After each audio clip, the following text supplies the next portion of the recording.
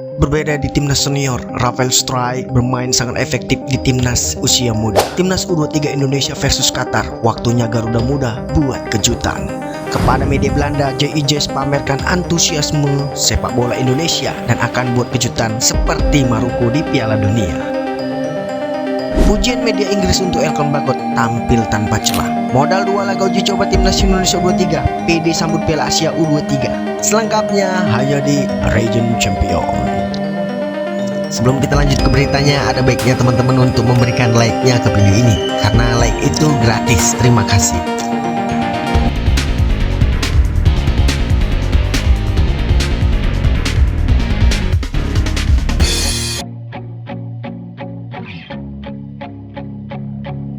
Pemain muda keturunan Indonesia Belanda Rafael Struijk menjadi salah satu dari 23 pemain yang diangkut oleh Sintayong ke gelaran Piala Asia U23.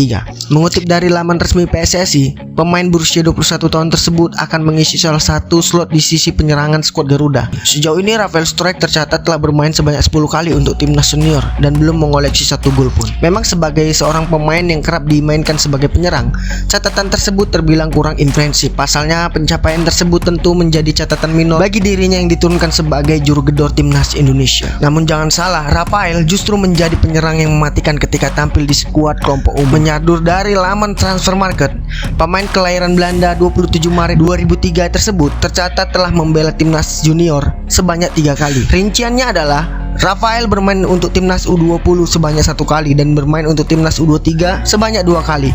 Total dari 3 laga yang dijalaninya bersama timnas Indonesia kelompok umur, dirinya telah mencatatkan 2 gol bagi pasukan skuad muda. Masih dari laman yang sama, 1 gol Struijk untuk timnas Indonesia U20 diciptakan saat Indonesia menjalani laga uji coba melawan Slovakia U20 pada 19 November 2022 lalu. Sementara 1 gol yang disumbangkan untuk timnas U23 diciptakan Rafael ketika timnas U23 berhadapan dengan China Taipei di babak kualifikasi Piala Asia U23 pada 9 September 2023 lalu. Mencetak 2 gol dari 3 pertandingan bersama timnas Indonesia kelompok umur tentu menjadi sebuah hal yang sangat menggembirakan.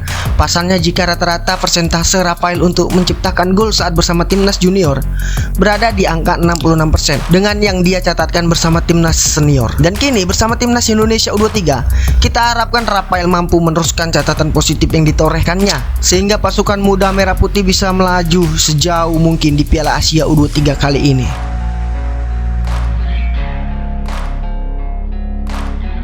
Timnas Indonesia akan menjalani duel perdana babak penyisihan grup A Piala Asia U23 melawan Qatar. Kedua tim akan bertarung di Jasim bin Ahmad Stadium. Bagi Garuda Muda, laga pertama ini akan menjadi pertandingan yang cukup berat. Pasalnya mereka akan menantang Qatar yang datang dengan status tuan rumah di turnamen ini. Pelatih timnas Indonesia U23 Sintayong menyadari betul kondisi timnya saat ini. Datang sebagai tim debutan, ujian terberat akan mereka hadapi karena harus bertarung melawan Qatar. Namun dia optimis tim besutannya bisa memberikan yang terbaik di laga ini. 2 laga uji coba melawan Arab Saudi dan Uni Emirat Arab jadi bekal penting untuk semua pemain. Sintayong pun berujar, "Saya rasa tim U23 Qatar menjadi salah satu tim kuat di turnamen ini. Tentu saya harus membangun kepercayaan diri bagi para pemain saya agar bisa kembali dari tekanan dan menunjukkan kekuatan kami di ajang ini," kata Sintayong. Sementara itu pelatih timnas U23 Qatar menjelaskan bahwa mereka menilai bahwa fase grup akan berjalan sangat ketat. Seperti Qatar, Indonesia, Australia, dan Yordania sama-sama memiliki kans untuk lolos ke babak selanjutnya. Mereka akan berjuang keras untuk mendapatkan hasil yang terbaik di turnamen ini. Apalagi ribuan supporter akan memberikan dukungan langsung ke stadion untuk mereka. Kami siap sepenuhnya dan akan bersaing keras di babak penyisihan grup ini, kata pelatih Qatar U23.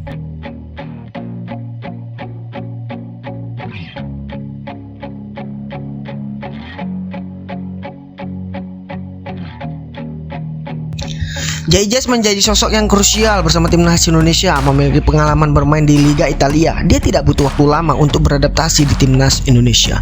Menjalani debut saat melawan Vietnam pada 21 Maret lalu, pelatih Sintayong langsung memberikan tempat utama untuk JIJS. Hasilnya dia kembali diandalkan untuk skuad Garuda bermain di kandang Vietnam pada 26 Maret dan sukses membawa pulang kemenangan dengan skor yang sangat mencolok yaitu 3-0. Kepada media asal Belanda, Om Rai, JIJS menjelaskan proses menjadi WNI memang tidak mudah. Dia harus menjalani proses naturalisasi sebelum tersedia untuk timnas Garuda. Ia pun berujar, ketika liga ini diterapkan bagi saya itu tampak sangat keren. Saya tidak ingin terlalu berharap karena pertama-tama ada proses naturalisasi yang menunggu. Bahwa hal itu akhirnya berhasil membuat saya bangga, kata Jay Ijes dilansir dari laman Omerok. Pemain PNJ FC ini mengakui bahwa Indonesia memang negara besar. Selain itu, sepak bola mereka salah satu olahraga yang banyak digemari masyarakat. Hampir setiap daerah memiliki wakil yang berkompetisi di kompetisi liga saat ini. Jai mengaku bahwa belum semua masyarakat sejahtera, namun mereka tetap antusias dengan sepak bola hingga saat ini. Di samping itu, Jai Ijes yakin timnas Indonesia bisa berkejutan seperti Maroko. Seperti yang kita ketahui, Indonesia memang meraih prestasi gemilang pada tahun ini. Pasukan Sintayong sukses menembus babak 16 besar Piala Asia 2023. Selanjutnya mereka berhasil mengalahkan Vietnam dalam 2 laga kualifikasi Piala Dunia Zona Asia. Hasilnya ranking Indonesia pun naik 8 tingkat di klasemen FIFA terbaru. Jai masih belum bisa melupakan momen saat Indonesia berhadapan dengan Vietnam. Pada laga yang dilaksanakan 21 Maret lalu, skuad Garuda tampil di depan puluhan ribu supporter yang hadir di Stadion Utama Gelora Bung Karno. Kondisi ini membuat pemain semakin bersemangat dan bisa jadi teror bagi tim tamu. Bahkan dia mengakui bahwa momen-momen menyanyikan lagu Indonesia Raya bersama supporter cukup berkesan. Pemain yang saat ini membela PNJ FC ini mengakui mereka memiliki kualitas sangat apik. Kombinasi antara pemain lokal dan diaspora membuat Indonesia tidak bisa dipandang remeh. Pemain yang berkarir di Eropa juga memberikan dampak yang positif di dalam tim. Jai bahkan yakin Indonesia bisa mengikuti langkah Maroko dan menjadi kekuatan baru. Yang kita ketahui, Maroko pada Piala Dunia 2022 lolos ke babak semifinal dan sukses mengalahkan tim-tim kuat di ajang tersebut. Elkan langsung jadi pemain utama untuk pelatih Bristol Rovers Matt Taylor dalam laga ini. Dia sebelumnya harus menepi cukup lama untuk menjalani pemulihan cedera. Kepercayaan sang pelatih sukses dibayar lunas oleh Elkan dengan pertahanan yang solid dan gol krusial di laga tersebut. Media asal Inggris Bristol Force memberikan skor 9 untuk Elkan Bagot. Nilai tersebut jadi skor tertinggi yang diberikan untuk pemain Bristol di laga ini. Salah satu hal yang spesial dari Elkan baru kembali ke lapangan dan bisa mencetak gol ketiga di pertandingan tersebut. Sebuah gol sebagai pemain bertahan selalu perlu dirayakan. Bagot juga hampir saja mencatatkan clean sheet. Pemain asal Everton ini tampil tanpa celah di hadapan mantan klub pinjamannya, tulis laporan Bristol Force. Bagi bek timnas Indonesia ini, Charlton Town memiliki sejarah yang kurang apik. Sempat menjalani setengah musim di sana setelah dipinjamkan oleh Everton. Elkan Bagot justru jarang bermain. Dia lebih sibuk dengan pemulihan cedera dan mengisi bangku cadangan hingga musim berakhir. Hal tersebut tidak berjalan sesuai rencana bagi sang pemain yang bertahan di Charlton Town ini. Namun, ini merupakan penampilan terbaik pemain berusia 21 tahun dalam seragam The Rovers. Menilai Elkan Bagot bisa memanfaatkan keunggulan fisiknya dengan baik. Memiliki tinggi hampir 2 meter, dia sukses dalam beberapa duel udara yang terjadi.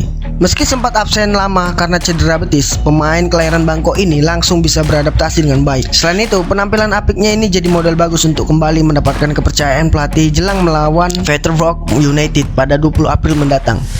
Seperti James Wilson, bek jangkung ini tampaknya memenangi semua yang datang kepadanya serta duel-duel individu. Menapi selama beberapa pertandingan karena cedera, itulah cara yang luar biasa untuk kembali bereaksi. Beberapa pertandingan pertama yang sulit sepertinya sudah lama berlalu, tutup Bristol Force.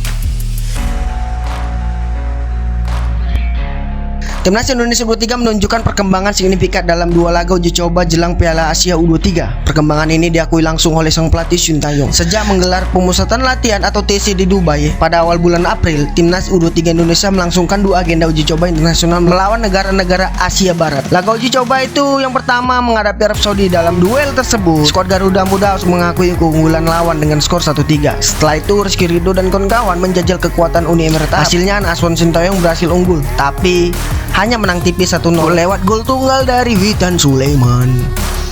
Jurtateng asal Korea Selatan itu menyampaikan 2 laga uji coba ini memberikan dampak yang positif bagi timnas Indonesia U23. Ada beberapa progres positif yang diperlihatkan Garuda Muda dari agenda tersebut.